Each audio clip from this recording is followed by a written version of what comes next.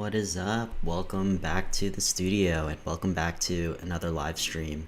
I am here trying a little bit of a different lighting setup. I haven't really focused on lighting in the past few live streams, but playing around with it today.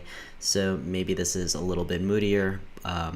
Maybe it'll be different, but I'm going to be playing around with the lighting around here. Hope this looks okay. Welcome back to another live stream. We are here at As Required. So today I'm going to be talking a little bit about the various types of design roles that are out there. I know when I began in my career as design, I didn't really know what to call myself aside from a web designer.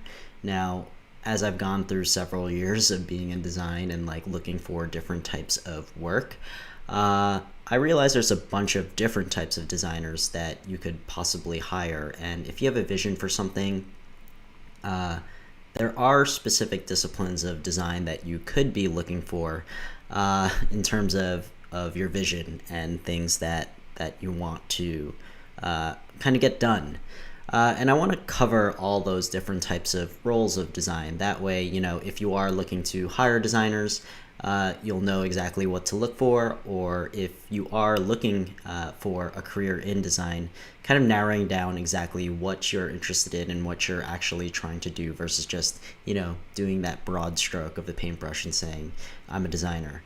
Because there's a bunch of different types of design that you could possibly be doing. So I'm going to get into a little bit of that. Before I get into it, if you find any value in these videos, please like the video and consider subscribing to the channel.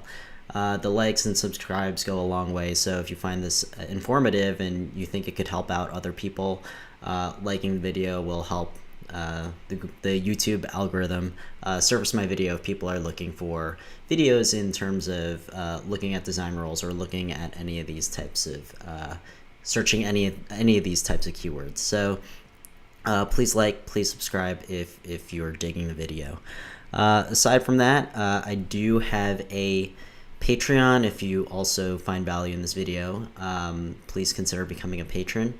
I have the link down below to my Patreon, and that is patreon.com/James Cabrera. Aside from that, I also do have a website that houses all of the work that I'm doing out of my studio, and that is asrequired.com. That link is down below, so you could find links to all of the past live streams that I've done there. I'm also writing a newsletter. I've already written 4 of them, and it's called Logic and Perspective, and you could find the sign-up link for that newsletter on my website at asrequired.com.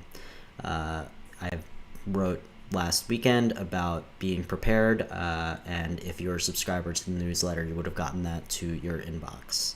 I did post a few of the past newsletters on the website, so you could read them if you're not already subscribed, but I think only a couple of them are up there, and I'm not sure if I'm going to be posting every single newsletter on the website, so be sure to subscribe for that.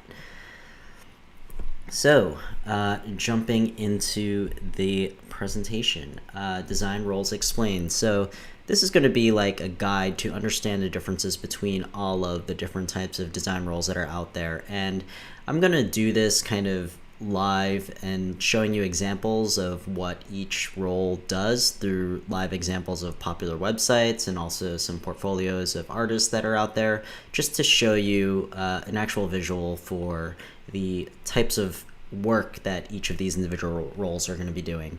So I hope this will be a very informative guide for you if you are very interested in learning about all these different types of roles. So just to give a little reminder of who is this for, this will really help you if you are looking for a designer. So say, for example, you have an idea for a project and you're not a designer, but you have money and you want to hire someone to do the visual art or do the design of whatever it is that you want to do, whether it's an idea for an app, or you want to get your photo taken, or you want to do some sort of design or commission someone to do something to put up a piece of work in your room or your house or something like that. This will probably help you in terms of looking for exactly the type of person that you want to hire to do that type of work. And also, like I mentioned before, this will be really helpful if you are looking at becoming a designer and you're not quite sure, or you know visually what type of work you want to do, but you don't know what role that is. So maybe this will help you find the exact role that you want to get into, or maybe this is the type of work that you're doing currently and you're looking to put a name to it. So maybe this will help you out as well. So before I get into the whole thing, I'm going to do the little background on myself. My name is James Cabrera. I am the founder of As Required, so this is my design studio. It's also the name of the company where I output all of these side projects. That's As Required, and I've founded this company. I'm also currently the head of design at a company called The Block. So The Block is a research and news site that's focused on cryptocurrencies, and I'm currently the head of design there, doing all the visual graphics and also experimenting with some of the special projects there. Before I was at The Block, I was a design director at Gimlet Media right up until the point they got acquired by Spotify. So I did all of the visual design for their podcasts. So all the podcast cover artwork during my time there I was responsible for, and I also led the rebrand of Gimlet right before they got acquired by Spotify. Before then, I was working at Refinery 29 as a senior product designer. So when I was over there, I was the lead designer for a bunch of their apps, and I also led the development of the design system on refinery29.com on their website. So the card-based system, I was responsible for kind of helping craft that language. And before all this, I graduated at SUNY Stony Brook with a degree in math and physics. So this is also part of the reason why I'm doing this. I taught myself over 10 years ago how to do all of these types of design things just through free videos online and free content online, and I'm just trying to pay it forward to possibly the next generation of designers. Hopefully the next generation of designers will stumble upon my video and maybe use some of this information to guide them in their future careers or their future paths. So I'm hoping my creation of these videos will somehow help the next generation in the same way that the free content out there 10 years ago helped me. So this is going to be kind of the wrap up of all the different design roles that I'm going to jump into, and there are some sub roles within these, and I'm sure there's just an infinite amount of design roles that are out there. I'm going to try and cover most of them that you might see out there, that you might be familiar with the things that you're interacting with online, and putting a name to the roles that are responsible for all of the awesome visuals that you're seeing online. So this is just the rundown of all of the roles that I'm going to be talking about, and I'm going to jump right into it with the first one, which is graphic designer. So this is probably the broadest description of designer that is out there. And the two main things that you're going to see maybe in job listings out there in the way that these are described is the first thing that you're going to see are just general graphic designer roles. And when I'm talking about graphic designers, these are basically people who use photo editing programs and basically put a lot of things together that are already created. So I'm going to jump into what photographers do, but like a graphic designer is going to take photography that's already done, or maybe graphical elements that are already done, and they're the ones that are just putting all that stuff together. So just to show you an example of this, just going to the work that I'm currently leading at The Block Crypto. This is our Instagram page that kind of shows some of the graphic design work that we've been doing. So just to give a little description of this, so at The Block, we write a lot of articles and graphics get attached to those articles. And give me 1 second here. And graphics get attached to those articles. And my team, so I have one other person working with me, and we produce all of the graphics for that. And all of these graphics here that you see on the Instagram are essentially graphic design projects. And this kind of discipline of design is called graphic design, is all these graphics, taking pre-existing photos, creating some elements from scratch and putting them together into graphics. So this is just an example of what graphic designers would do, is this type of artwork that you see here on the Instagram account for The Block, which is the company that I currently work for. If you go to some retail websites, so this is the Nike Lab website, for example, if you take a look at this big graphic here, a graphic designer would have been responsible for putting together a graphic like this.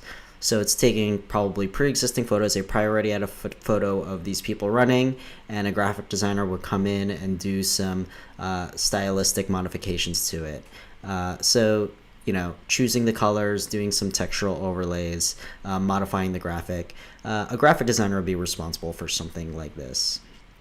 And taking a look at another website, so this is ASOS, a retail website, and a lot of retail websites, for all of the kind of promotional and salesy graphics that you'll see on their websites, graphic designer would have been responsible for creating those. So if you take a look at like this sale graphic, for example, the graphic designer would have been responsible for saying, all right, we're going to put this photo on the base layer, and then we're going to put this sale in red with white type on top of it. And a graphic designer would just be the person putting these things together and creating these graphics. So those are examples of what graphic designers might do. Now jumping into the other type of graphic design, which is illustration or illustrators. So illustrators are different from graphic designers in the sense that they will be not taking pre-existing elements and just modifying them and putting them together. They'll actually be drawing things from scratch, but in an illustrative form. Illustrators could actually also, you know, draw stuff in the pencil and paper type of format as well. But the essential difference between graphic designers and illustrators is literally drawing stuff from scratch, whereas graphic designers are essentially taking stuff that's already created and modifying it and mixing and mashing things up and cutting things out and doing some stylistic treatments to them. Whereas, like I said, illustrators are creating stuff from scratch. So to jump back into some examples of illustrations, if you were to go to the Cash App website and you look around, these elements here would be done by an illustrator. So this little drawing of people around the phone and the app, and the snake, it would have been an illustrator that would have been drawing this stuff out. All of this stuff in this logo, this Cash App logo that was redrawn and put some little illustrations and characters around them, an illustrator would have been responsible for putting all this stuff together. So this stuff did not already exist, whereas, you know, a graphic designer would be taking photos, graphical elements, and that are already created and putting them together in layouts and stylistic treatments, whereas, you know, an illustrator would have had to draw these from scratch. Another example of stuff that is illustrated, so if you go to MailChimp, you see these little drawings here. These are illustrations. It's obviously in a different style than what you're seeing on Cash App, but if you take a look at this person with the two heads, you take a look at these little drawings within the circles, those would have all been done by an illustrator. To continue along with that, Venmo recently had a little bit of a rebrand, and they introduced all these hand-drawn characters. These drawings would have been done by an illustrator. So the illustrator who did these, I actually know, his name is Seb Curie. So all of these drawings would have been done by an illustrator because they didn't already exist. You actually had to have somebody draw this stuff from scratch.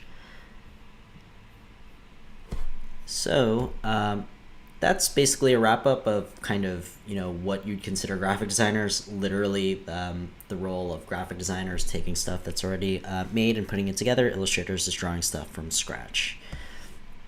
So now going into kind of motion graphics and animation. So I kind of jump into this next because you've seen some of this in some of the examples that I shared, but you see some of the illustrations moving, and sometimes you see some graphics moving.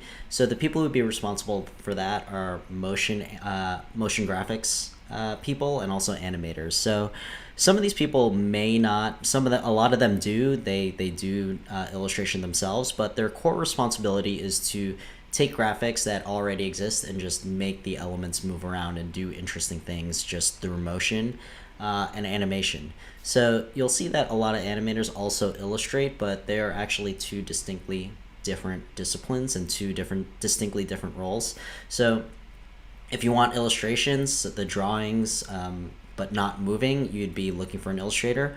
Whereas if you were looking for somebody to make those illustrations actually move as like a cartoon, then you would be looking for an animator. So to jump back into the examples, if you take a look at this hand coming in and pressing the phone, you basically have two people, or if the illustrator does do animation as well, it may just be one person.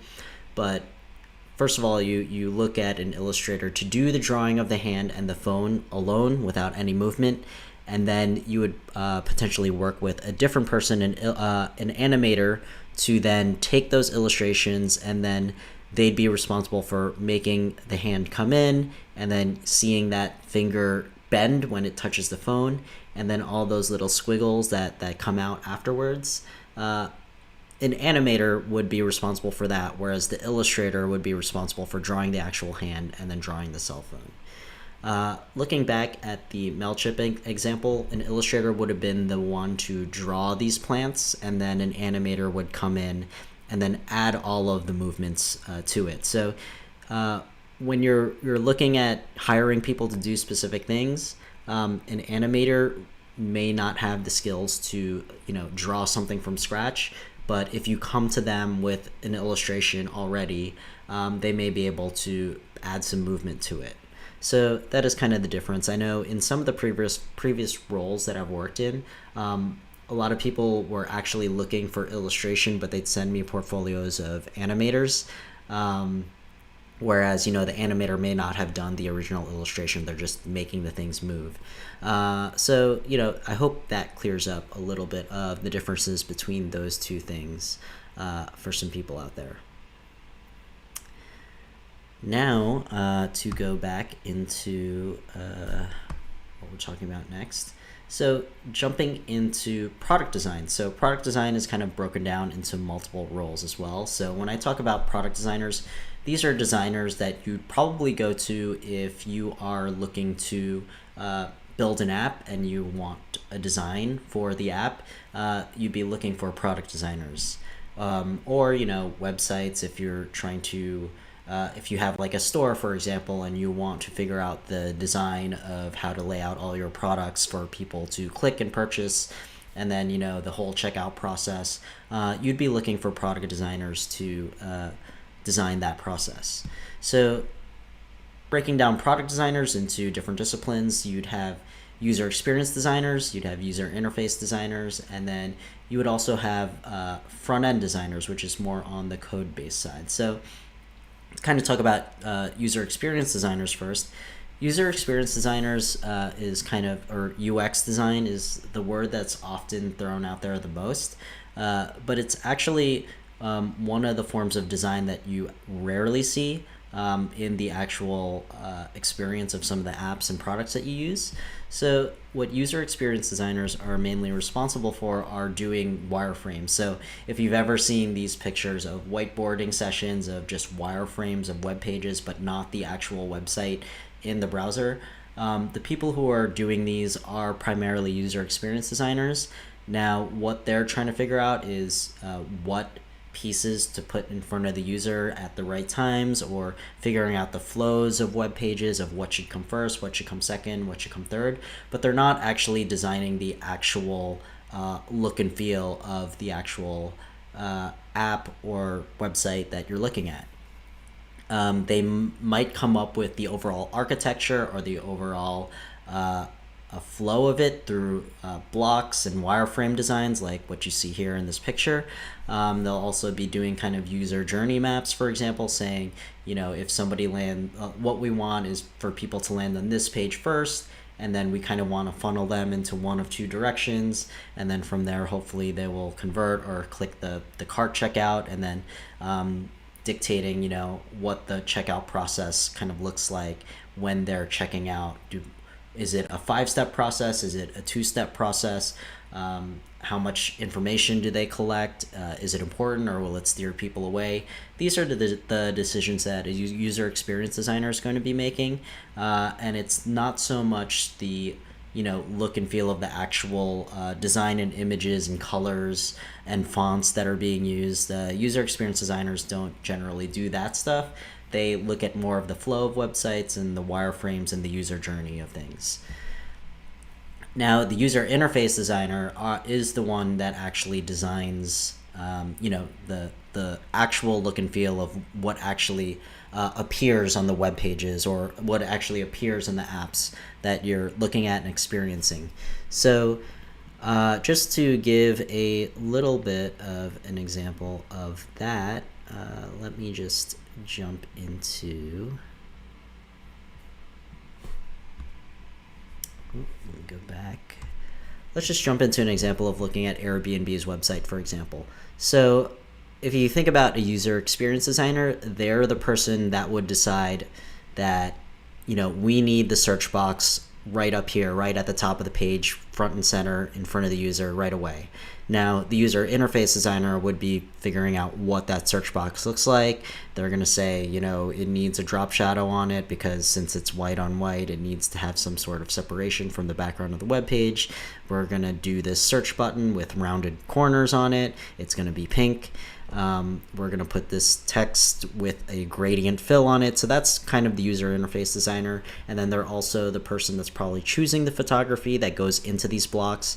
Whereas the user experience designer is the one saying, we're going to put 3 blocks in here. That's going to be marketing our online experiences, our frontline stays, and our latest updates. And then the user interface designer is going to choose what actual photos are going to go in there, and whether or not it needs this drop shadow on it, whether or not it needs rounded corners on it.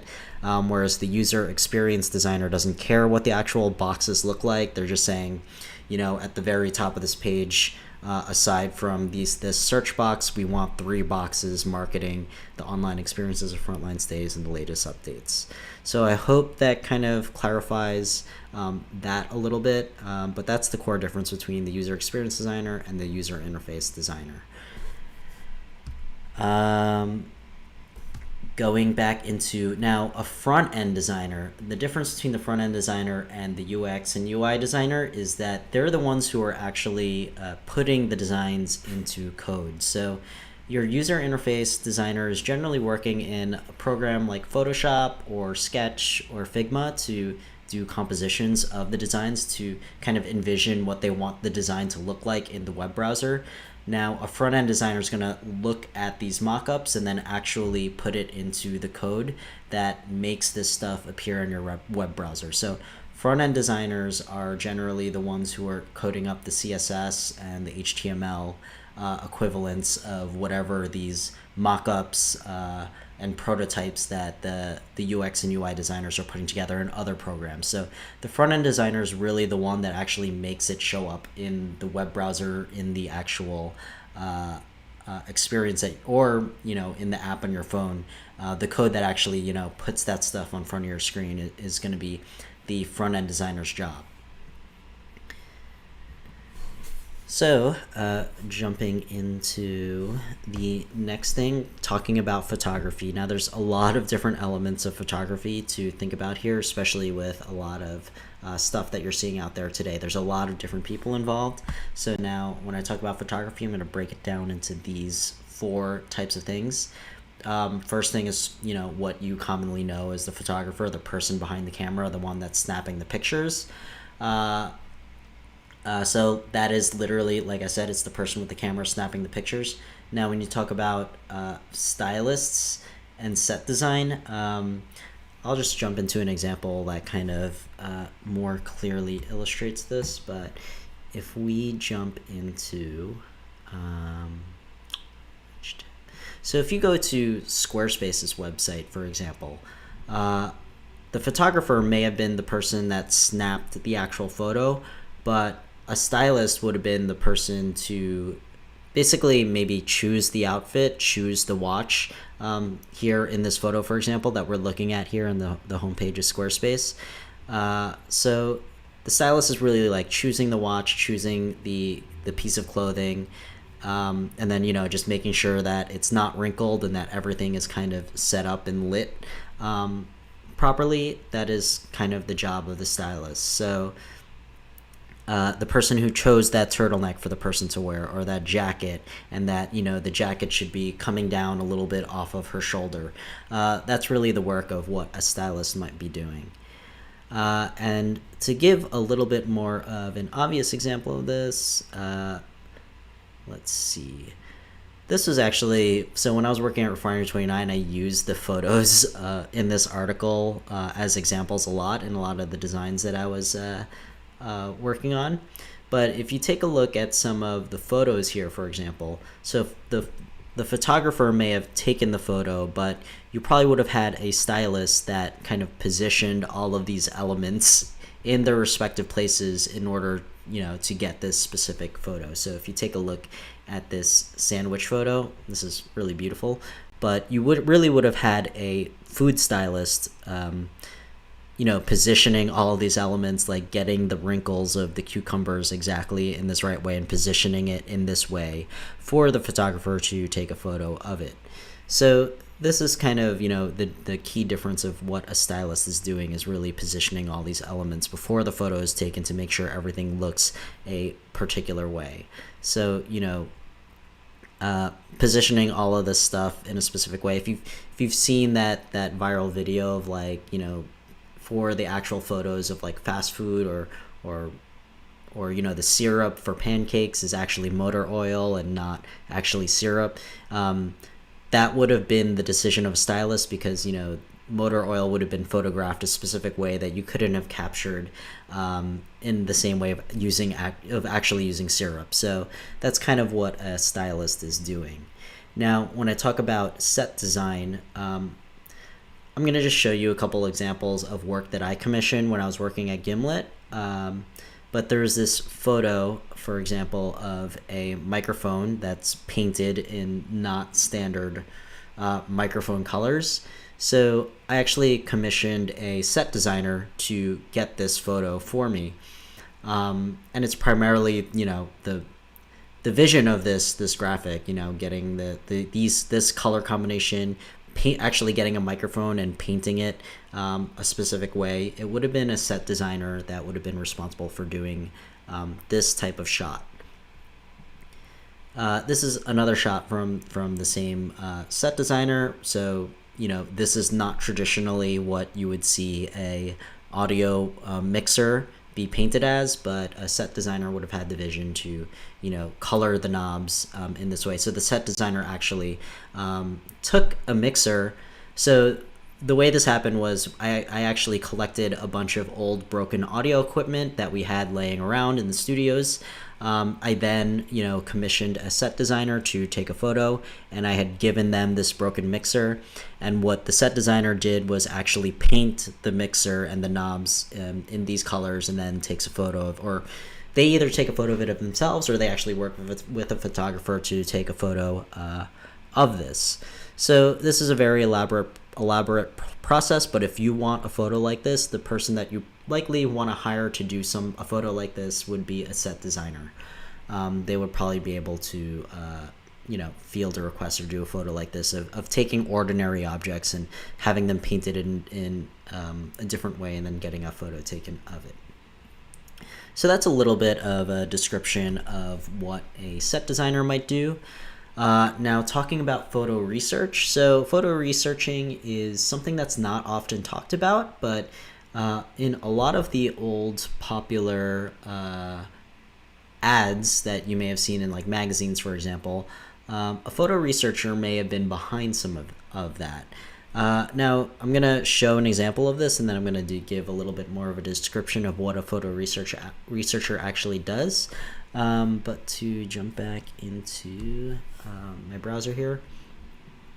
Now, this was actually a pretty well-known and popular ad that was done by Absolute, and it's basically the Brooklyn Bridge with, this is not what the Brooklyn Bridge actually looks like, but, they actually took the little arches in the bridge and formed them into the shape of the Absolute bottle.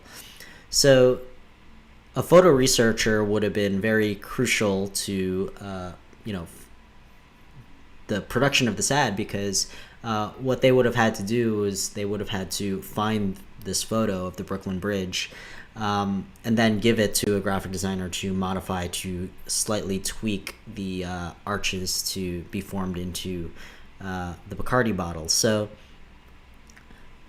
what a photo researcher does is, you know, if you have a vision for a project, and you want to find some historic photos or find some old photos to kind of shape into the vision of your idea, you're going to need a photo researcher to look into you know, various repositories or stock photo sites or various things like that. They're essentially researching the exact photo that you have in your mind of what you want to transform into a piece of graphic design or a piece of artwork.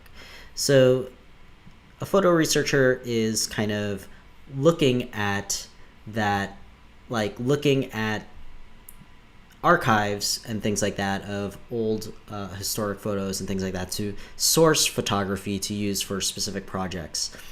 This kind of gets a little bit more complex. So say, for example, you wanted to do an ad featuring Martin Luther King, for example, and you wanted to use a photo of Martin Luther King.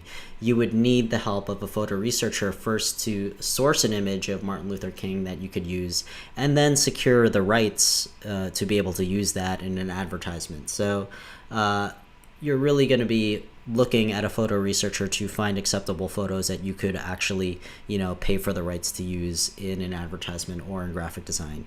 So that's kind of a little bit of a background of what a photo researcher does. So jumping into the next part, let's see. Whoops. There we go. So photo editors. So photo editors is also slightly different, and what I like to describe as a photo editor is more as like a curator. So I'll jump into another example that'll best explain this, but I'm going to show you a website. It's called The Intercept. Some of you might be familiar with this website. It's another news website. Now, when you look at The Intercept, a lot of the imagery that shows up are photos. Now, if you want all of the photos on your website to follow a similar thread or have, you know, some similar characteristics to it, you would need somebody to kind of take those photos and slightly tweak it to give you a consistent look and feel across all the photos, even if you might be taking the photos from stock sites like Getty Images or like Shutterstock, for example. So, you know, first of all, you have somebody who's going to have to be looking for photos and curating them. There's an infinite amount of Donald Trump photos out there that you could possibly choose, but a photo editor would be a person that would say, you know, I want a photo of Donald Trump turning his back to the media. A lot of thought actually goes into this, and if you ever looked at newspapers like the New York Times from long ago, even before the internet, there was a photo editor that had to choose photos very specific to headlines in those newspapers. So photo editor is really a person who will be taking a look at photos and choosing very specific photos to be used in projects. They'd sometimes be working hand in hand with graphic designers, choosing photos that graphic designers should be using in their graphics, or, you know, they're literally just, you know, grabbing a photo and giving it to an editor to attach to their articles, or, you know, for newspapers to put in the newspaper as an attachment to a story. So that's kind of an idea of what a photo editor would be doing. Now to jump on to the next thing. So I actually think Jess had a couple questions for me here that I'm going to answer on some past things that I covered. So Jess asks, so is a user interface designer that designs web pages or graphic designers? So the key difference here is user interface designer is really designing elements like the buttons or like the input boxes, or, you know, like the nav bar on top, whereas a graphic designer would be designing, you know, the individual like images that kind of fill the squares, so to say. So I actually could jump into an example of this to answer your question. Let's jump back into my web browser here. So if we jump back to the Nike website, so to explain the difference between user interface designer and a graphic designer, so a graphic designer would have only designed this graphic of the people running here, whereas a user interface designer would have, designed all of the elements around it, and they probably would have just left a box to fill in that gap by a graphic designer. So this graphic that's in here could be anything. It could be a graphic of people running. Maybe next week it's going to be a graphic of advertising a shoe. So the graphic designer would be the person designing that graphic of the shoe and just like throwing it into this box on this website. Whereas the user interface designer would have designed this website where they said, all right, here's a box. You're going to fill it with whatever's the current promotion this week. The next thing is going to be featured collections. They're going to be 2 boxes that are 50% in width. Now a graphic designer would be the person that's filling these boxes with the actual images that are inside it. Maybe it's not even a graphic designer filling it in. Maybe it's just a photo from a photographer that gets filled into these spots. But really the user interface designer is designing the website, which I think you're asking, and then the graphic designer is designing isolated individual graphics that get plopped into the website. I hope that answers things. I hope that didn't make things any more confusing. Now, I think you said, do graphic designers mostly just design them? Yep, the graphic designers are just designing the images, whereas the user interface designer. Now, that was an example of a website, but that was just the example of a website. But if you open up an app on your phone, now all of the buttons, are there 4 buttons across, or are there 3 buttons across? Are they across or are they vertical? What is, are there rows of boxes, or is it one box that fills up the entire screen? Those are decisions that a user interface designer would be making. Whereas, what are the graphics that actually fill in those boxes? A graphic designer will be designing the graphics that fill those boxes. And then there's also differences between now when I was talking about like front-end designers. So user interface designer is generally making mock-ups of websites, whereas a front-end designer is actually putting those composition and those mock-ups into actual code and actual functioning things in the actual web browser or the app on your phone that you're actually interacting with. So that kind of explains the difference between a front-end designer and a user interface designer. I hope that answers the questions. So jumping back in, the next thing that I'm going to be covering is 3D artists.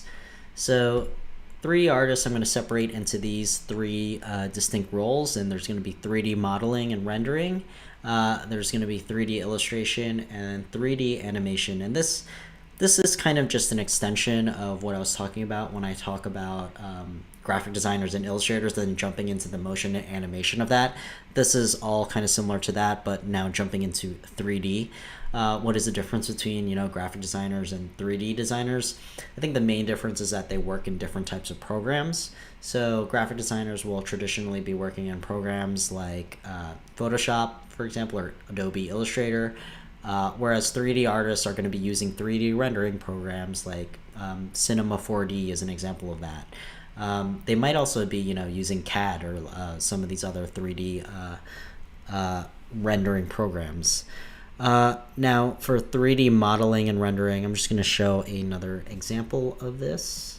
It's best to teach things through examples. So jumping back into my web browser here, we're going to look at a website. It's called pitch.com. This is like an online product. And if you take a look at the different graphical elements here, they're 3D. Now, what I'm talking about is these like hands, for example. Let's find some other 3D elements here. So this hand that's snapping, that's a 3D illustration. This little element here is a 3D illustration as well. So these are things that actually need to be rendered with a 3D program. There are some people out there, some illustrators that do kind of photorealistic illustrations, but more or less the easier way to execute these types of things, these types of graphics, is with some sort of 3D rendering program. So these renders are done with, through 3D modeling and 3D rendering. Another example of that is if you check out there was a rebranding of the Nobel Prize website that recently went out, and a lot of the elements of these like little abstract molecules, all of this stuff is just 3D rendering and kind of 3D illustration, I would say, because there are objects that need to be rendered through a 3D program.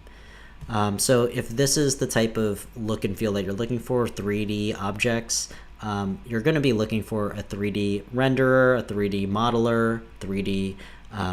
Now 3D animation is just, making this stuff move. So if you see this initial thing here, so you'd have like a 3D modeler actually make the models, these 3D models, and then you'd need a 3D animator, or some of these people do the same thing as well.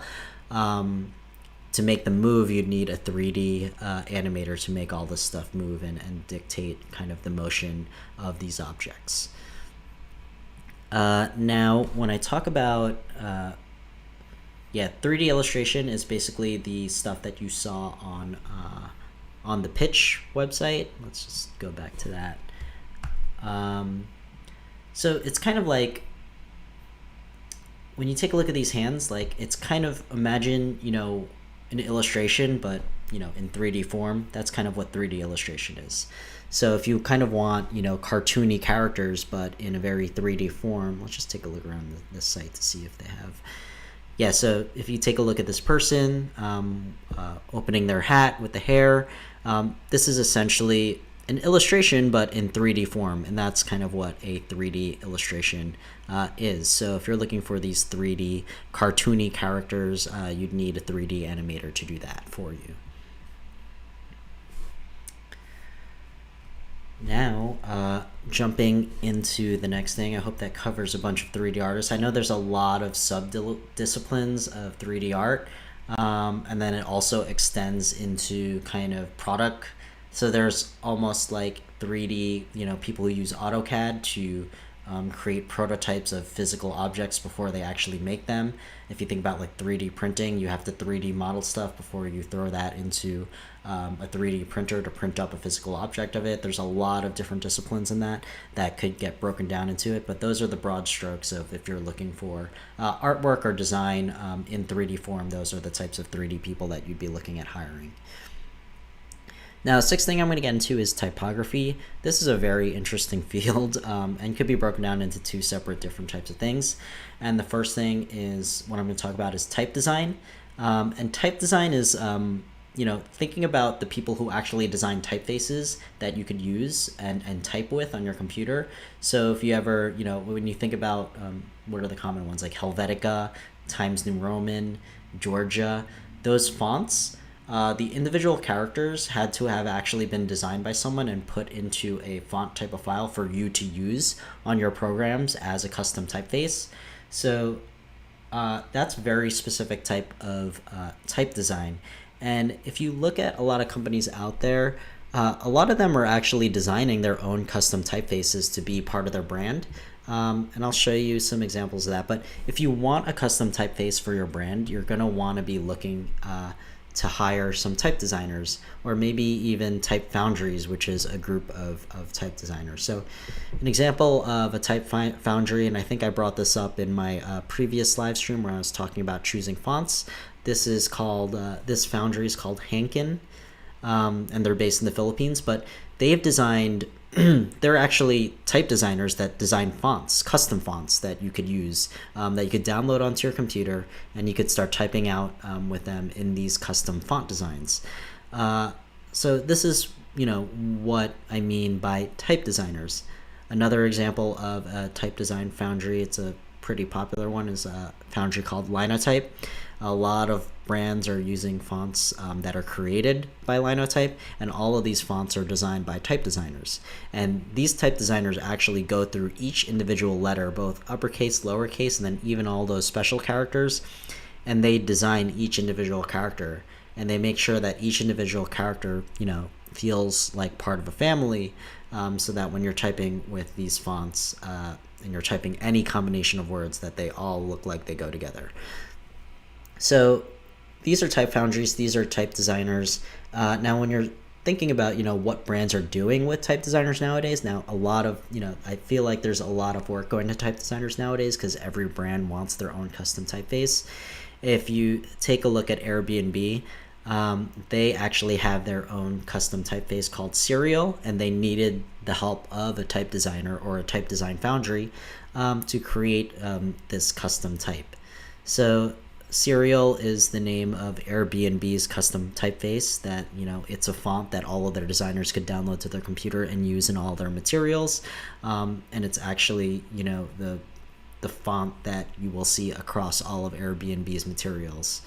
And it's a custom design typeface where they actually had, all of these individual letters are custom designed for Airbnb's use.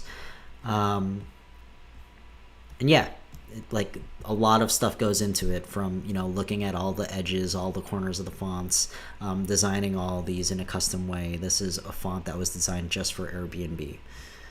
Now another example is Warner Brothers also had a custom typeface done in the WB kind of style. So Pentagram, which was the agency that put together the entire kind of branding of Warner Brothers, they also commissioned a type foundry or type designers to design this custom typeface for them. Now this is becoming a more popular thing, so a lot of type designers are being tapped on nowadays to do custom lettering and custom typefaces for these brands and for custom projects and things like that. Now another kind of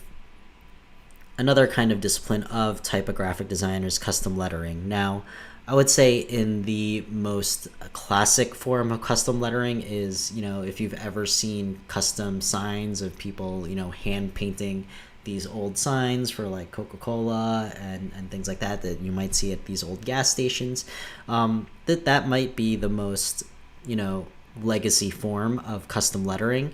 But to kind of give you a modern day example, this is an example of designer. His name is Jonathan Ball. I had actually hired him at a previous role when I worked at Gimlet to do a custom lettering for Story Pirates, which was a podcast that was under Gimlet.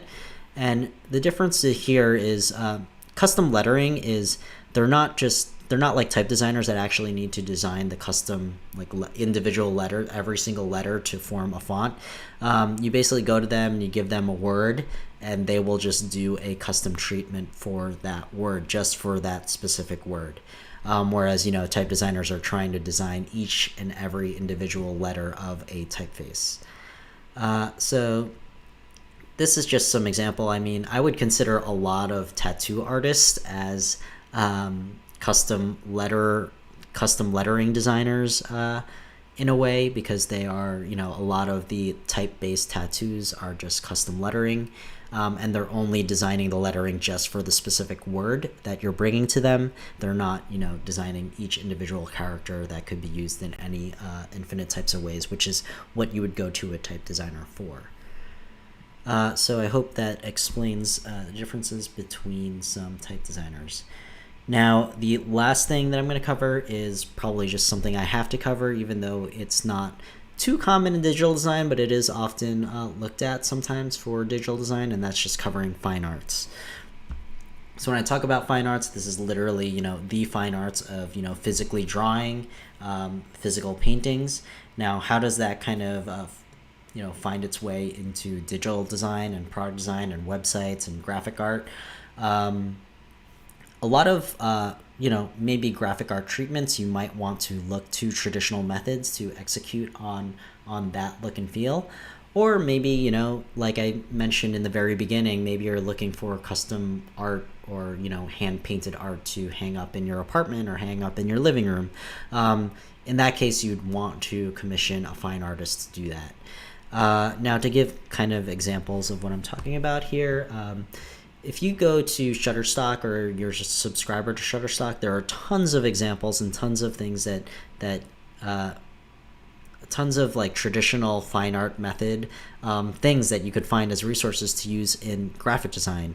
So this is just an example looking in Shutterstock of all these, you know, hand painted resources that people are using in their graphic designs. So you know, maybe you don't want to get the same type of pattern that is accessible to everybody through Shutterstock, and you want someone to just custom design one of these abstract paintings for you for your projects. You might want to look to hiring a painter to do this for you, a fine artist painter, instead of, you know, kind of trying to go to Shutterstock and get this done. I know there's, you know, I'm sure to expand your horizons of what you're thinking about in terms of the graphic art and the type of artwork that you want to fill your websites, your product designs, or any type of designs, you might want to look to traditional methods too to you know, experiment with and play with. And, you know, instead of trying to get these resources off of Shutterstock, maybe you do want to hire an actual painter to do this stuff for you. And just continuing along that thread, you know, this is a artist that I've been following that, you know, a lot of people may commission fine artists to do this type of work, but for their projects as well. So this is an artist called Joseph Lee, and this is a very specific style that he does. And, you know, maybe you are looking to commission this specific type of fine art to be used in whatever projects that you have, and you'd be looking to a fine artist to do that. And the last example that I'm going to give in terms of fine art and how it's actually currently used today in modern design is in like car concepts, for example. So when car manufacturers concept potential new models for potential new cars, a lot of them are still doing these drawings of concept cars and hiring drawers to actually hand draw some of these prototypes to kind of envision what an actual car might look like. So these are just examples of Walter De Silva, who used to be the lead designer for the Volkswagen Group, and he designed a lot of the iconic cars from Volkswagen, Audi, Alfa Romeo. So he did a lot of these drawings initially by hand through drawings as a fine artist.